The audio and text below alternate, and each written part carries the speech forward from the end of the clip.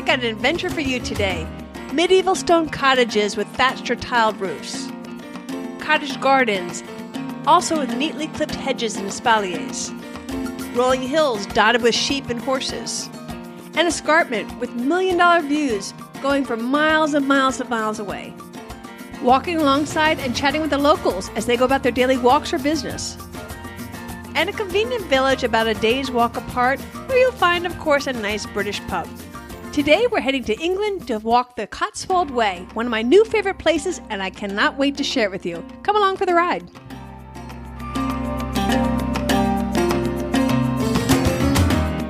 Welcome to the Active Travel Adventures Podcast. I'm your host, Kit Parks. On this podcast, I curate really cool multi-day adventure travel vacations where you hike, bike, paddle, horseback ride your way to see some of the most incredible landscape and cultures in the world. Join us today. Today we're going to go to the Cotswold Way and hike this 100-mile trek through the most picturesque part of the English countryside. I first discovered the Cotswold Way maybe about a year ago when I was doing the UK's 10 best walking holidays. And out of all the 10, I was like, that's the one I'm doing next. Next time I get a chance to go to Europe, I'm walking that trail. I'll put a link to that episode in the show notes. And so I had the opportunity last minute I was up near JFK. I was like, well, shoot, I know I'm going to be by a good airport. I've got points. Walking holidays are pretty cheap. So I booked it and off to the races I went. It is a gorgeous hike. And this is a perfect introductory kind of adventure. If you're not quite sure if you're ready for adventure travel, this is a wonderful, wonderful way to dip your toes into it to see if this is the kind of adventure for you. So join me today as I take you day by day through a magical walking holiday, the Cotswold Way, through the English countryside, from Chipping Campden to Bath.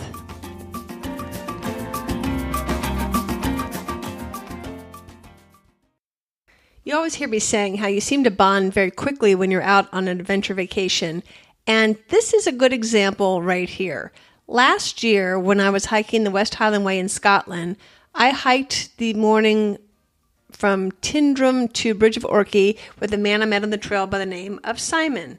And we chatted up the few hours that we're hiking, I don't know how many miles it was, until a late lunch, had lunch, and then he was hiking another 7 or 8 miles that day, and that was my stop for the day. So off we went. We ended up meeting again for dinner a couple days later, and since then kept up on Facebook. A year or so later, I happened to be kind of close to where he lives, getting ready to hike another long-distance trail, this time the Cotswold Way, which we're talking about today. And Simon volunteers to pick me up at Heathrow Airport, which is a couple hours drive for him, so he gives up half a day of his life, picks me up, takes me to these cute little towns on the way back to his town, hosts me for the evening. The next day, he goes to work. I take a bus into Gloucestershire and explore, do some museums and all that. He kicks off work early. We stop midday, have a pint, and then we go meet his girlfriend and her daughter and go out for a lovely dinner. And then I spend the night at her house. And then the next day, I take a bus to start my journey to do my trek. So it just goes to show you how you can form really close friendships in a very short period of time. I consider Simon and now his girlfriend Helen and her daughter Emma good friends, and I look forward to seeing them and hosting them in my neck of the woods, which we've talked about, and hopefully they'll be here maybe next year to come see a little bit of my southern hospitality. So what exactly is the Cotswold Way? It's a trail or a footpath that runs 102 miles long or 164 kilometers, and the path is often along the Cotswold Escarpment. An escarpment is a steep slope or a large cliff or a long cliff that separates two relatively level areas that have different elevations. And so a lot of this path, you're up on top overlooking this tremendous, beautiful panoramic view of the Cotswold Hills. This area in particular, England has designated an area of outstanding natural beauty, and almost the entire trail falls within this particular area. And it is stunning. It's when you think of quaint English countryside, that's the Cotswold Way. You're going to see the beautiful honey-colored stone cottages when you come to the small villages. You'll see some thatched roofs.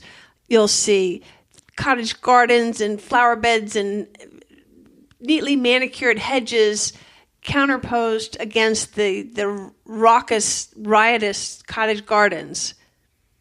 You'll see sheeps galore. You'll see the little hedgerows that separate the different property lines of all the different farmlands.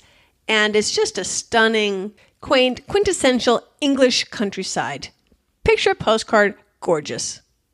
The trail itself became a national trail in 2007, even though it had been a footpath for centuries beforehand. In fact, I was told by Simon that the reason that a lot of the UK footpaths are allowed to go through all this private property is because these were the paths people have used for centuries to get from one place to another, to trade goods, to move livestock, etc. And so these are common areas that people are allowed to use with respect. When you come to a pasture, there's usually a gate or step over the fence that you do so that you keep the livestock in, but you're allowed to walk on the footpaths through people's private property, something that would be unheard of in the United States where I live. And because there's so many footpaths, you got to be very careful to look for the acorn, which is the symbol of this particular footpath. But like the thistle emblem that marked the West Highland Way, here you're looking for the acorn. So my first day, my job was just to get to Chipping Campden, which is the start. You can either start at Chipping Campden like I did, or Bath. The most popular way to do it is the way that I do, starting from Chipping Campden. So I just took a bus from Helen's Place and arrived in this cute little village of like, oh gosh, this is going to be grand. Every building is stone. It's all this tanny, honey-colored local stone. The homes are like 400 and 500 years old. Many of them have the thatched roofs, and these thatched roofs are like 15 inches thick of the reed or whatever grasses that they're using. And then there's some kind of like a wire mesh, almost like a chicken wire, to make sure it stays down there. But they are so cute. I wonder if these people appreciate that they live in fairyland. There's at least one really cool church to look at in each of the villages, and generally a little square area. And the trail itself starts at the market area, which is right in the center of the downtown. So I wanted to check out that, so I knew right where to start in the morning. And when I say downtown, we're talking maybe a couple thousand people live there. So it's not a very big town. Where the bus drops you off, no matter where you're staying, it's easy walking distance. So I checked into my 400-year-old B&B and was delighted to see just a charming, cute little room. And then went out for an early dinner and wanted to get a good night's rest so I could start my hike nice and fresh in the morning. When you're on the trail, about 80% of it, you're going to be going through farmland. So it gives you this nice, wide open view for most of the time. Although there are times that you are going through villages and going through some woodlands. So it gives you some nice diversity there as well. But I liked when I was able to see this whole panoramic view just for miles and miles and miles. I'm super excited to start this trail. And so even though my body thinks it's the middle of the night because of the 5-hour time difference and it's only had a couple days to adapt, I still wake up early, have a nice hearty breakfast, and scamper on down to the marketplace to start my adventure. Like I said, the village isn't very large, but you do go through some cute streets, past some just cute little homes, big homes, stone homes, thatched-roofed homes, as you leave the town and you finally start heading up the hill. Like most towns, they're down in the valleys, so you usually start low and begin your day heading uphill. And that's what you do. But you are rewarded with a gorgeous view when you get to the top of the hill. Good way to get your heart racing to get the day going. And none of these hills are particularly tall. They don't even call them mountains. And they don't call it hiking, they call it walking. In fact, it's hill walking up here. I'm not sure along this whole path if there's any hill higher than 4,000 feet. A little while down the path, I see a pheasant. I was like, oh, cool, because that's a big bird. Maybe we have them here. I've never seen one, but I was all excited. And so I was saying, oh, there's a pheasant, there's a pheasant. Little did I know I would be seeing hundreds of pheasants on this trip. But in the beginning, you get really excited. After a few miles, I think about 5 miles, then I land in the town of Broadway. And Broadway, particularly if you want to take your time. Most of my days are going to be between 10 and 14 miles a day. So that takes me, 5-6 hours and then some stops or stop for lunch and all that. But if you want to make it a little bit easier on yourself and explore the towns along the way and not be so tired when you do so, perhaps you break it up. Broadway is a great town. It's only 5 miles down, so you're only walking a few hours. And then you're in this cute town for lunch. They've got art galleries and just shops. And unlike any of the other towns I went to, Broadway is more geared towards tourists. So there's lots of things to see and do and buy. Just remember, if you buy something, unless it fits in your suitcase, which they'll transfer for you, you got to haul it. So keep that in mind when you pick up any souvenirs. After a nice lunch in Broadway, I'm halfway home to my end point today of the cute little town of Stanton, which is like the picture-perfect Cotswold Way town. Tonight I'm staying in the historic old post house, which I love is right on the way. I like it when my accommodations are right on the path. So day one, I've hiked 10.5 miles, and boy, do my feet feel it. It has been a while since I've hiked 10 miles in a day, and in addition to that, I have developed over the last couple of months plantar fasciitis, which is a really painful condition on the heel, and so my feet are absolutely screaming. I could not be more happy when I see the quintessential red telephone booth that tells me that I am finally home. My instructions had told me to be on the lookout for the iconic red telephone booth that you see in all the old movies in England. And when I saw that booth, my feet did the happy dance, my heart skipped for joy. And as much as I had enjoyed the day, I was ready to sit down and chill. And so I get there, I knock on the door, nobody answered, and I walked around and I see this woman, and I said, is this your place? She said, no, I'm staying here. Turns out that Christine was also doing the walk, and she had checked in, so we chatted a little bit and said hopefully we'd see each other later on for dinner or whatnot. And eventually I get into my room, and I have a nice, comfortable room with a private bath just outside my door, and so I just took the nicest soak you ever had in your whole life, and had made previous arrangements to eat at the mountain. And there's not many places to eat in a lot of these little towns. So a lot of times you make arrangements ahead of time to make reservations. So A, they're open for you, and B, they have some food for you. So I climbed up the little hill to this beautiful view of this restaurant and had a delightful dinner. And as I was leaving, I saw that Christine was over. So I went and had a drink with her, and we chatted a little bit. And I liked how she's doing, because she's doing the slow route. So she stayed in Broadway for the night. And so each stop, she's actually has the time to go check out the local castles, go check out this little scene here, or go to this garden. And so it's actually pretty nice if you can do the time to do it on a slower pace than the 10 to 14 miles that I did it in. So I think Christine had it right, and she was really soaking in all of the culture as well as the landscape. So doing Christine's leisurely pace, that gave her not only the time to see the different sites, but also the energy. There was just no way I could ask my feet to take any extra steps by the time I got to my guest house that night. Exploring Stanton was going to have to wait till the morning. The town that we're staying in, Stanton, is again this quintessential, this is English countryside, cute little town. Everything is adorable. Your eyes just can't drink it all in quickly enough. You walk around just like, it's just one cute thing after another. You're like, oh my God, it's just adorable. But as cute as it all was, and I went to bed early and all that, when I woke up in the middle of the night, my feet were still on fire, which is very unusual for me. Normally, I can be really tired at the end of a long day of hiking or whatnot, but I couldn't believe they were still just absolutely screaming. And I was like, I don't know if I'm going to be able to do this hike.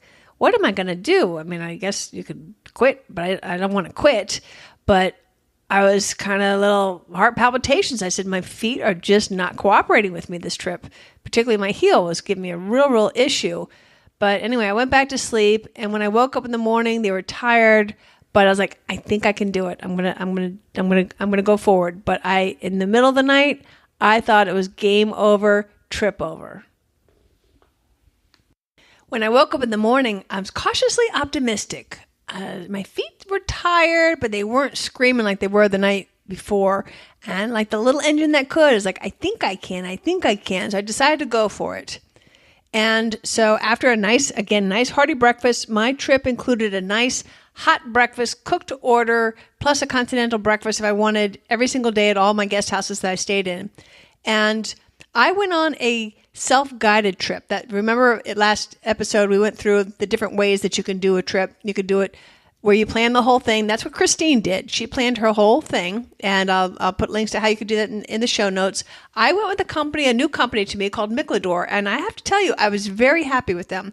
The packet that I got after I booked the trip was exceptional. It had more than I could ever want to know about this trip, including restaurant suggestions, the marker like telling me, look for the red post box, look for the red telephone box to know that you're at the right place. And it had maps to the locations, the guidebook, the maps. Just they went above and beyond in making me feel very comfortable in doing this trip and feeling that I would be as prepared as I could be of knowing what to expect. So, and part of my trip is they are transferring my luggage. That means I'm not backpacking it. And in fact, the Cotswold Way is not really set up to backpack. On the whole trip, I only saw 2 places that you could feasibly camp.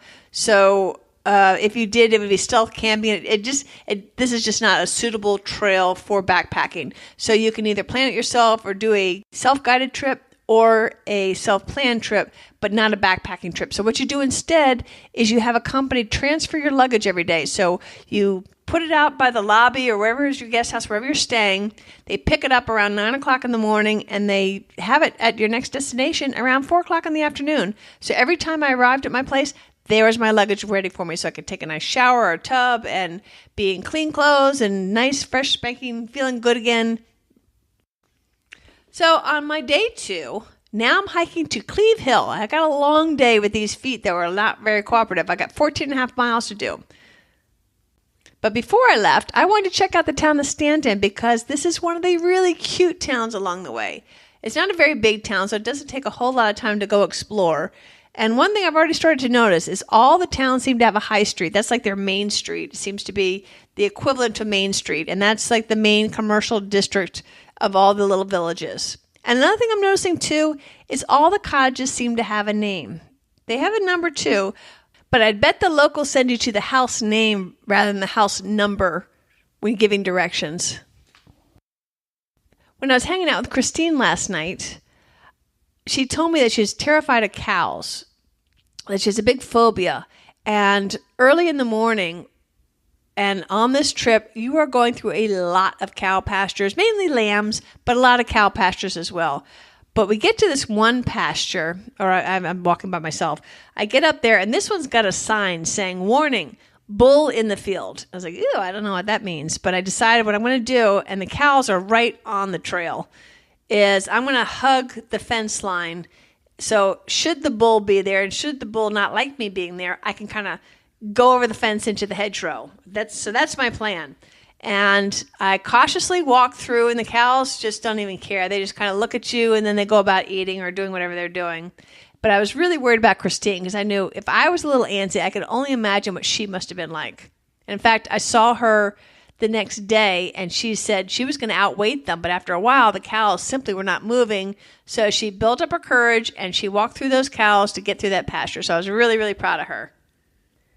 Along the way, too, if you get a little hungry, happened to be there right when the blackberries were all in fresh fruit. So anytime I wanted to snack, pretty much most of the hedgerows had a little blackberry vine, so you could pick off and snack at will. There are several interesting cultural things that you can do today, including going to the Stanley House, which features the tallest fountain in England, as well as the tallest gravity-fed fountain in the world.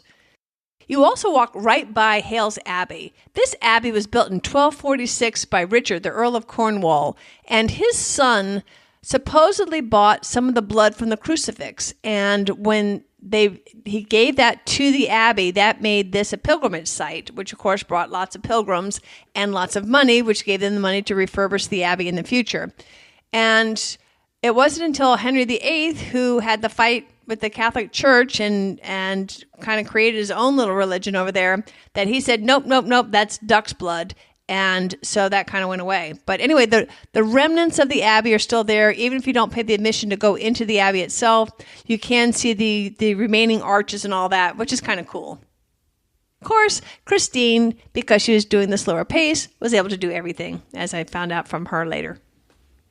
I was curious about how did the name come about to be called the Cotswold. So I asked the lady that I sat with on the bus on the way to the hike, and she's like, I don't know, it's just the Cotswold. And I asked Simon as well. And again, to them, it's just the Cotswold. It's a name just like we think of the Beatles as a band. We don't think of it as a bug or whatever. It's just, it is what it is. But with the magic of Google, we found out that Cots means lamb and wald means hill. And one thing you're going to see a whole lot on this hike is lots and lots of lambs.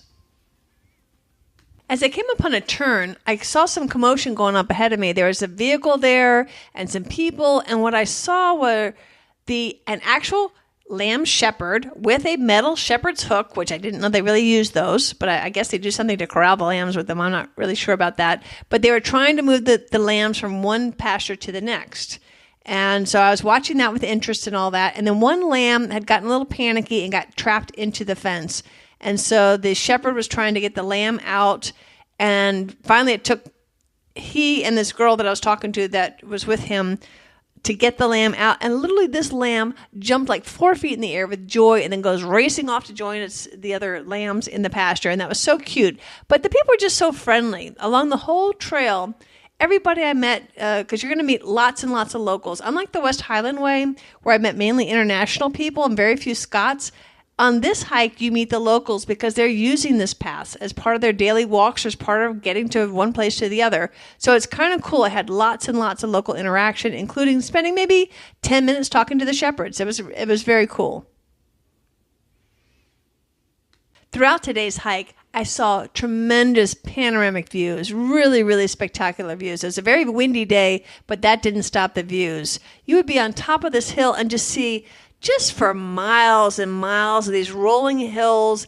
And what I really like, and I think, I come from the mountains in my area are covered in trees, which are spectacular. I love them. I think they're some of the prettiest mountains in the world. But I think because this is so much pasture land, and then they're divided into all these little patchwork quilts separated by the hedgerows, that gives us some kind of a charm that's different than the mountains I normally hike.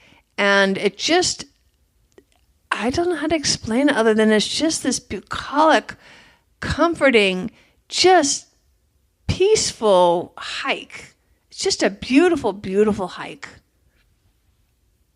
In addition to seeing thousands of lambs, you're also going to see a lot of dogs. And it seems like all the locals seem to be walking with the dog. You see signs everywhere asking them to please keep them on a lead because sometimes the dogs will get in their predatory mode and then hurt some of the lambs. But they're pretty much off leash. However, they were really well mannered and they wouldn't even come up and sniff you, unlike the dogs that I see in my area. They would just kind of waltz on by you and not pay you any mind. I just really liked seeing, even on rain, I had a couple of rainy days and I would see families out where we were miles from a parking lot. So you know that the whole family was walking in the rain as a Sunday outing. I just would never see something like that at home. But sometimes the weather is not the greatest in the UK. And so if you're going to be outdoors, they embrace it. Just like when I was in Berlin, it's in the wintertime and people are having their coffee outside with blankets on rather than sitting inside in the heat. They want the fresh air. And I see that in the UK and I saw it in Germany. And it's just really interesting. But you're not always walking in pastures. Sometimes you're going through these woods that have some mature trees that are ancient. I would like to know how old some of they are. They had to be hundreds of years old. Massive, massive trunks. You also go through a lot of beech forest and just to see the leaves just shimmering in the wind and the sunlight, just magical. About midday, I arrive in Winchcombe and have a nice hearty lunch, nice soup, bread, really, really nice meal. And my feet are a little sore, but they're hanging in there. But they also had a little tourist information office, so I go in there to see what I could find out and all that. And the lady said, oh, the bus goes to Cleve Hill once an hour. And so the little devil inside said, ooh, you could take that bus. I was like, no, I think I can do it. I think I can. I really think I can do this. And I am so glad that I did because I like to push myself. I like to see what I'm capable of. I wasn't injured and they were just sore. And like I said, the heel, it hurts, but I'm not hurting myself by walking on it. It just sometimes can be a little bit painful. And I'm really glad that I pushed myself to do that, even though when I finally I was at the top, and I knew that my guest house was down the hill, and I couldn't quite see where to go down off the escarpment. And so I said, I'm going to go down here because I could see the town. I know that I'm getting close, and I figured once I get down there, I can find my place. But when I finally saw the sign I was staying in a hotel this night, you get so happy. It's just like backpacking when you finally get to eat something at night. Everything just tastes so good when you let yourself just get so tired. I think it's one of the odd joys of adventure travel because you're pushing your body and you're pushing your limits, and there's a perverse pleasure in the struggle, and I like it.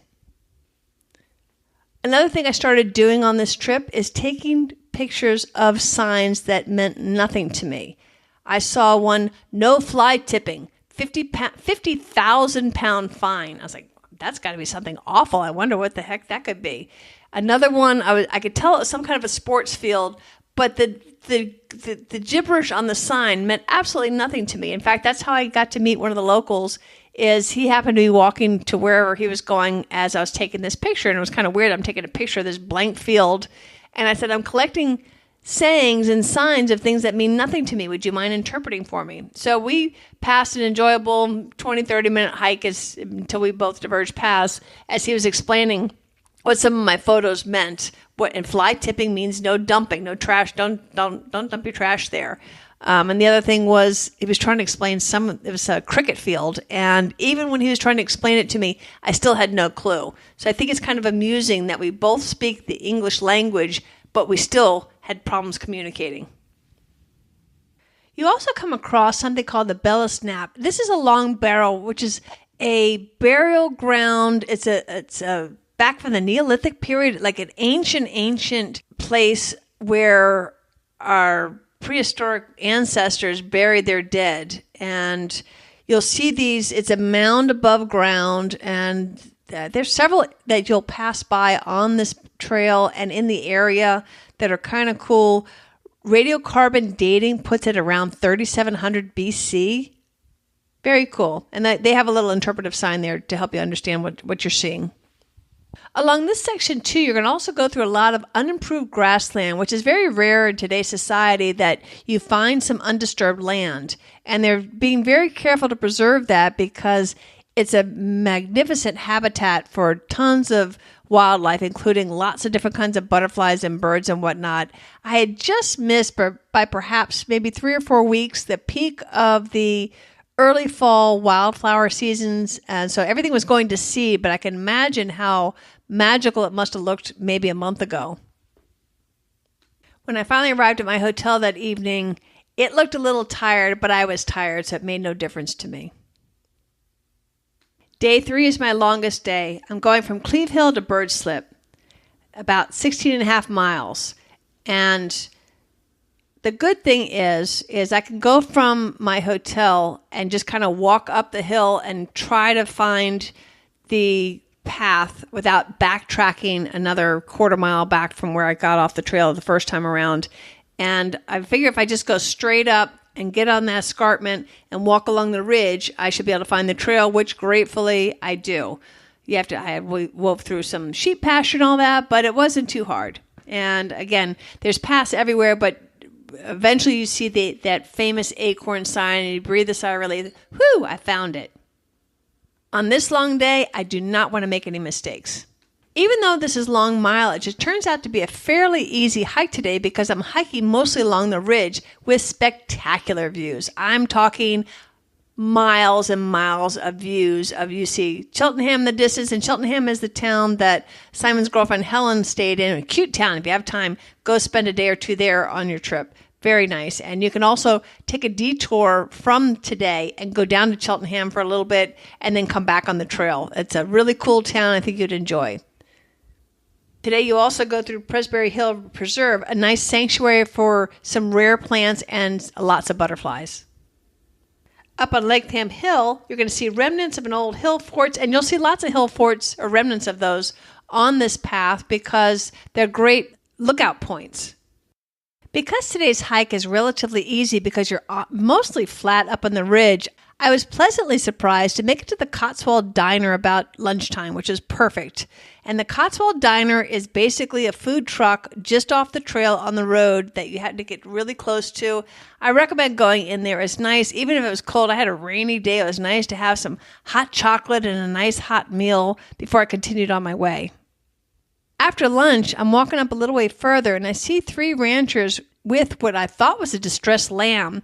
And so I went over, they're right by the trail doing whatever it is to this lamb. And I went over and said, is everything okay? And they said, oh yeah, it was just, they were dealing with a lamb. It was time for them to kind of carve the hoofs off a little bit, like a toenail clipping for the lambs. And they said these were Cotswold lambs and they were more high maintenance than the regular lambs. And they had more pedicure needs than the typical lamb. So I watched them for a little bit, very friendly. Like I said, everybody in the trail, all the locals were extremely gracious and friendly, and it really did add to this whole trip. I see a sign for the detour to go take a side trip to go see Devil's Chimney, which I would love to see, but with 16 and a half miles, I'm like, I don't know if I could do an extra mile or two because I'm worried about doing 16 and a half miles. That's a lot of mileage for me. My feet usually start screaming around 13 miles. So I decided to bypass Devil's Chimney to my dismay. But anyway, I did what I thought was the right decision. And so I'm walking along the top of the ridge and everything's going fine. It's all beautiful and I'm loving it. And then I see, and I have a map, and I see that I'm going to be jackknifing to the right, or doing a dogleg right, as you would say in the golf world and all that. And so I see the sign, and down I go, and down, because remember, I'm up in the ridge, and now I'm going downhill. And down I go, and I can start to hear traffic, and I see some tops of houses and all that.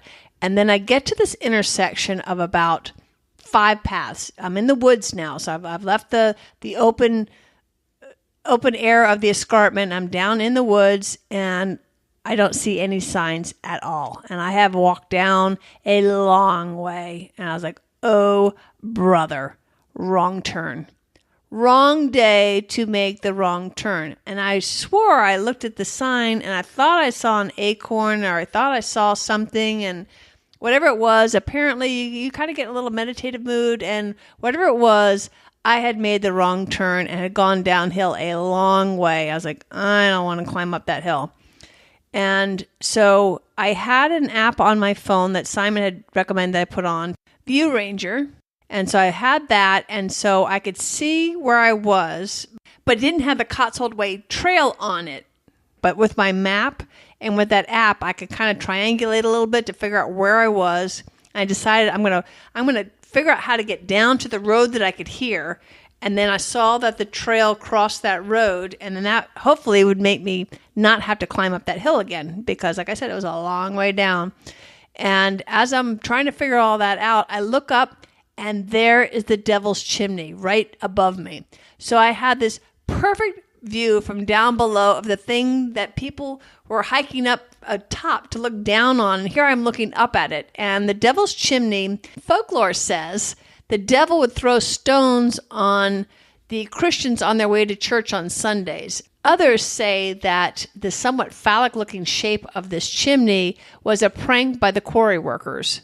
You decide. And I eventually did find the road, which unfortunately went uphill. So I didn't really bypass going back up the hill. I just went on a very crowded street. So I should have probably backtracked up the way I came. But nonetheless, I eventually found the trail again and off to the races I am. Now I get very, very particular about looking at the markers and looking not only for the acorn, because there's a head that reminded me like James Madison for some reason. Ahead of a man was another trail, but from a distance, when you're not paying that close of attention, kind of looked a little bit like an acorn. And now I look to see, does it have the acorn and does it say the Cotswold Way? Because there's also the Cotswold Loop up there, and perhaps that's what I did. I have no idea what I did to go wrong, but it probably took an extra hour and a half of my life to go down and around and all that, and added at least a mile or two to a very, very long day. And did I mention it was raining today? So in addition to the long miles, today I also don't have very cooperative weather. And I also have developed a small blister between my left baby toe and the next toe and it kind of hurts. So I wrap medical tape around it, but with the rain and the sweat and all that, it keeps sliding off. And I make myself disciplined that every time I feel the pain to take off my shoe and my sock and reposition that tape. When it comes to blisters, you got to be disciplined. And as soon as you feel the hot spot, you need to address it. And I swear the thing just snuck up on me. But now that I've got it, I'm making sure that I'm doing what I'm supposed to do. And as soon as I feel the least little bit of pain, I stop what I'm doing and I make sure I take care of it. The good news is I think that all this walking is actually starting to help my heel. Because what was agony 3 days ago is now starting to feel kind of better. I'm pleasantly surprised. My legs and feet are also starting to get their mojo, and even though this is a very long day and I'm obviously very tired at the end of the day, it's nowhere near what it was day one. My body's saying, oh, this is what I'm supposed to do. Eventually walking up the road, I cross the path again, and off I go to Crickley Hill. And en route, you pass this massive mansion. That's kind of interesting to look at. And then you start seeing the interpretive signs for Crickley Hill, which is an incredible historical area where there's been 3 major settlements in this area over time. The first time was in the Stone Age. Then again, it was settled again in the Iron Age, followed then by the post-Roman period. Now it's just a nice park with some lovely views. As you near civilization again, you come to a roundabout near a restaurant called the Air Balloon, which is a lovely pub, but take a lot of care at this crossing. Unlike where I live, where people stop for pedestrians, they don't do that here. So you have got to really, really watch crossing the street. I swear, I watch, and I still think I almost got hit. At the Air Balloon, I was tempted to stop in for a pub, but I still had a ways to go, and I was like, no, I think I better wait till I get to my final destination. And what I was looking forward to is a nice hot tub. My new thing, I was never a tub person. Now I am. I love at the end of the day, and I guess they do lots of tubs over there because that's mainly what I've been seeing, is just soaking in that tub for 30 or 40 minutes at the end of the day. It is pure heaven. I don't pack a whole lot when I travel, and even when I adventure travel, I tend to wear the same things. I'll wear the same hiking pants almost all the time, or at least I'll wear them for like a week. I wash my dainties and socks at night, and my hiking shirt like every couple of days. I just wash them in the sink with some soap and blah, blah, blah. And then I will wring them out as best I can and then roll them up in a towel and then hang them to dry. And all my clothes are performance clothes, so they're always dry by morning. And if not, within an hour or so of wearing them, my body heat will dry them. And tonight I've got a treat. Simon and Helen and Emma are going to meet me for dinner. So I'm so close to Cheltenham where Helen lives, they've decided they're going to come join me for dinner. We have a lovely 3-course meal in a traditional British pub that was just so much fun. It was so nice. And a bonus, Simon's bringing me something called Compeed. This is something better than the medical tape for my toe. This thing is like a rubberized Band-Aid that once you put it on, it doesn't come off. And this is a godsend for me. It totally solves my toe problem. Next up is my hike to Painswick. This is not even 9 miles, so it's going to be a pretty easy day for me. I'm looking forward to it. I leave the Cotswold escarpment and now head into the woodland. En route, I pass Cooper's Hill. Cooper's Hill has an unusual claim to fame. They do an annual cheese rolling contest. This hill is extremely steep. And although I'll put a photo on the website, activetraveladventures.com, it does not do it justice. In fact, I'll also put a video so you can get a better idea of how steep this hill is. And what these folks do is once a year they gather and a big roll of cheese is tossed down the hill and people scramble to catch the cheese ball. And they are tossing and turning because of the steepness. There's just a few broken bones involved as the crowd cheers them on to get to the cheese. And whoever gets to the bottom and gets the cheese gets the cheese. At the bottom of the hill lies the rugby team, there to block your fall so you don't continue on past the hill. And should you make it down without falling, they'll push you down, at least according to Simon. You just can't make this stuff up. They do have a warning sign there that cheese rolling is a dangerous activity and they are not responsible. For lunch, I stopped at the Rococo Garden, the last remaining complete English Rococo garden, built in the 1740s and rebuilt in 1984 to its original plans. This is a great spot for a picnic lunch in the gardens or to stop in the cafe. One odd thing I thought was on the way to the gardens, you walk literally across a golf course. I just can't imagine that people were walking their dogs across the golf course. They're jogging. Literally the trail goes through the golf course. Then you're literally going right. It seems like you're almost in a cement plant, but you're kind of outskirting that a little bit. And the whole thing is just really strange how their land use is so different than what I'm used to. And then when you finally get into town, then you see the sign, the Garden Cafe, and I think they put it like 400 meters. I was like, well, I think I can do 400 meters, which is about 1,200 feet. I was like, I can do that. So I made the right-hand turn to go to the gardens, and I was glad I did. I checked into my guest house at Painswick, and she warns me, it's like 4 o'clock by the time I got unsettled and all that. It's like 4:30. She said, the pub and the one store closed at 5 o'clock. I was like, wow, I never heard of a pub closing at 5 o'clock. Of course, it is Sunday, and so I guess a lot of things did close. So I rushed down to the store, got a couple things that I needed, and didn't worry about the pub. And then I started looking around for food. And I'm walking around, and it's like they'd rolled up the carpets and everything was closed. And I was like, what am I going to do for food? Because I hadn't booked anything. And so I'm walking around, and then I see a bowling alley. And I said, well, maybe they have a cafe or something in the bowling alley. So I'm walking towards there, and I get into the parking lot, and I see these two really bizarrely dressed people. But they looked harmless, just dressed kind of funny. So I went up to them. I said, I'm looking for a place to eat. Can you recommend some place? And they're thinking, they said, no, not really. And they said, oh, I bet the Falcon's open. And he said, well, the guy that looked particularly strange said, I got to go get my car. I'll walk you there. I said, oh, that's great. And as we're walking, he said, we just came from a Mad Hatter's party. And he was the Mad Hatter and dressed just like it with this jacket of a checkerboard jacket that with the back tails, and the boxes on the checkerboard had to be 8 to 10 inch squares, and it looked kind of ridiculous. I mean, look, if you're the Mad Hatter, he was it.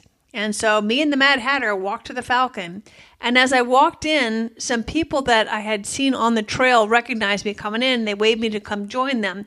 What a delightful group of people. It was a woman and her husband and her 2 brothers, and I just so thoroughly enjoyed talking to them. They have had some extraordinary adventures out of Wisconsin is where they're from, and just a charming, charming people. That's one thing I love about this kind of travel. You just meet the most interesting people who are doing interesting things with their lives.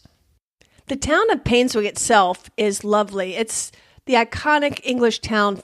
All the buildings are in the traditional English architecture made out of the Cotswold stone, which I notice is starting to get whiter.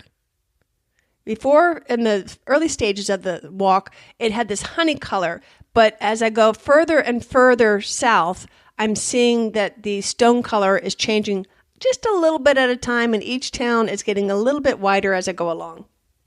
In the center of town is the parish church of St. Mary's, and this is noted for 99 immaculately manicured yew trees, and it said that the devil would not allow the 100th yew tree. So there's 99 in the church grounds and a magnificent cemetery. The church itself, they know, is at least from the Doomsday Book, which was a survey of the UK in 1086. And it's believed that this church was probably built maybe even 40 years earlier than that. So it's quite something to see. The town itself is lovely. I think if you can, try to get there not on a Sunday so things are open for you to be able to go see them.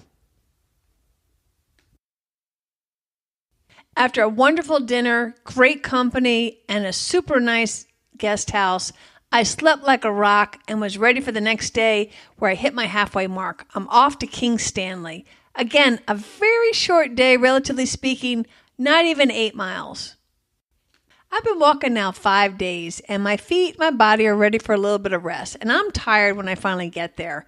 And you get into the town, and my guest house was not on the path this time. And that's why I said I love when my guest house is right on the path and you don't have to add extra mileage to get to your accommodations. This time, for whatever reason, I'm easily a good mile off the path. And I'm looking for a place to eat because it's around lunchtime and I'm hungry, a late lunch. So it's well past lunchtime. I'm very hungry. I'm tired. And on the way there, I'm walking, it's residential. And I was like, where are the stores? Where are the restaurants? I don't see anything. And I'm walking through this town and I'm seeing nothing. And then finally I get to my guest house and there's nobody there. And so I'm looking around and I see two men that were doing some tile work. And I said, could you please tell me where I could get something to eat, because it doesn't look they're open yet to take in guests. And usually you can't check until like 4 o'clock. So, and I was early. It was probably like 2 o'clock. But like I said, 2 o'clock is really late for me because my stomach is always hungry at noon, sometimes earlier. So they said, no, they couldn't really think of any place. And that's the one thing I couldn't understand about this whole trip. A lot of times finding the restaurants was difficult. And this wasn't a small town. And so I didn't understand where the people ate when they wanted to go out. Maybe they go to a different town or bigger town because there are some big towns nearby. But I just did not see any little restaurants or pubs or whatever. And this one was closed. The tile people were there because apparently a previous guest had started a tub, and then because he was drunk, fell asleep, and then the tub overflowed and ruined this whole floor and the floor below. And that was my adjacent room. So I actually kind of smelled the moldy thing in that room. That wasn't too good. But anyhow, so the guy sees my face fall because he tells me this one place is like a mile away. And I was like, ugh, I don't think I can do a mile. I'm really hungry. So anyway, he said, well, I'm waiting for my tea water to boil. I'll drop you down there. I said, oh, that would be great. So he takes me down there, and they're not serving either. And so I come out all dejected, and gratefully he was still there. He said, well, maybe the next town we can find something. So off we go, and we drive like another 3 or 4 miles to the next little village. And again, he waits outside. I go in. There's nobody in this restaurant, but I go into the kitchen. And I said, can you serve some food? Oh, yeah, we'll serve you. So I had this huge restaurant all to myself. I waved my friendly tile man driver goodbye, and I just took the most leisurely lunch in history and just rested and enjoyed myself. But I was like, now how am I going to get back? Because the road that we took was super busy and they don't have shoulders. There's no little walking places you can do right by the road. And the hedgerows literally come right to the edge of the road. And so it just wasn't going to be safe. I said, I'm going to do what they do here. They seem to not really have these rules that you can't go on people's property. I'm going to figure out how to get back to the town without going on the road. And so that was I'd made a game out of it. And remember, I had that little app, that View Ranger, so I could always find my way to the town, even though it wouldn't have a trail or anything. So after lunch, I set it through this one. It was a formal rundown estate. The buildings were all covered in weeds and vines and all that. It could have been a great haunted house. So I'd go through there and I'm walking through pastures and I'd be blocked by a hedgerow, and then I'd pick a direction and go around, and I was climbing over gates and climbing under hedgerows, and it really was kind of fun. I felt like a little kid. And I remember going to this one pasture that then turns into a field. On one side was corn and the other side was sunflower. So I'm working my way between the two crops, and I literally felt like a little kid playing hooky, cutting through everybody's property and all that. And like I said, with my little app, I could see I was kind of zigzagging my way to the right direction. And then finally, when I could see, okay, now it's time to hook a right and try to find my way to the town. And I finally worked my way there, and I only spent maybe 100 feet on the road before I hit a sidewalk, and I was so proud of myself. I get to the hotel, and they said, nope, we're not serving dinner tonight. We can't, we're going to close the restaurant. And I was like, oh, I'm going to have to deal with this all over again. I did not want to do that. And anyway, I went up, got showered and cleaned and all that kind of stuff, and then gratefully, they decided they were indeed going to open the restaurant. And I think there's just 2 Canadian couples and myself were the only people staying there that night. And so I met these other 2 couples when I was having dinner. Fortunately, we were having dinner at the same time. And I ended up seeing them off and on for the rest of the journey. It was a lovely evening. The next morning, my wake-up call is by the cows mooing in a pasture nearby. I don't see them, but I sure can hear them. And it's a nice way to wake up. Today, I'm heading to Wooton on Edge, but before I get there, I have a special treat. En route, I am going through my friend Simon's parents' town, and so I'm going to take a little detour and have lunch with his parents. I'll tell you about that and the rest of my Cotswold trip on our next episode.